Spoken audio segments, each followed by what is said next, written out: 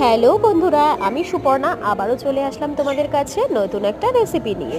আজকে যে রেসিপিটা নিয়ে এসেছি সেটা হচ্ছে এগ কারি।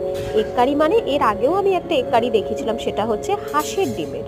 আজকে যেটা করছি সেটা হচ্ছে মুরগির ডিমের।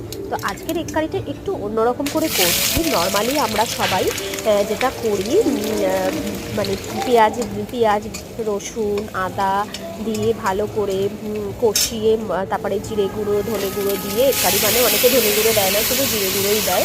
তো আমি আজকে যে এগ কারিটা করছি সেটা হচ্ছে শুধু জিরে গুঁড়ো নয়, শুধু জিরে ধনে গুঁড়ো নয়, তার সাথে আমি একটু টক দই দিয়ে দিয়েছি, একটু টমেটো দিয়ে দিয়েছি। মিক্সিতে আমি ফার্স্টে কী করেছি, মশলাগুলোকে আগে ভেজে নিয়েছি, যেরকম আদা রসুন পেঁয়াজ এগুলোকে ভেজে নিয়েছি, তার সাথে টমেটোটাও একটু সটে করে নিয়েছি, নিয়ে তারপরে এগুলোকে মিক্সিতে পিষে নিয়েছি। পিষে নেওয়ার পরে তার সাথে একটু দই দিয়েছি, দই দিয়ে ভালো করে মিক্সিতে পিষে নিয়েছি।